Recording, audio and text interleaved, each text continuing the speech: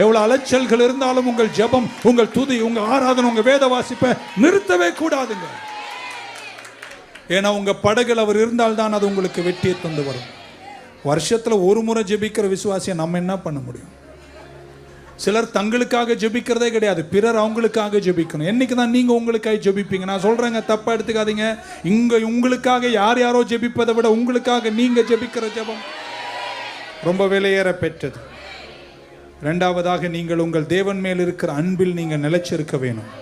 அப்படி அன்பை வெளிப்படுத்தி கொண்டே இருங்கள். பவுல் ரோமர் 8:35-39 வரைக்கும் இப்படி சொல்றார்.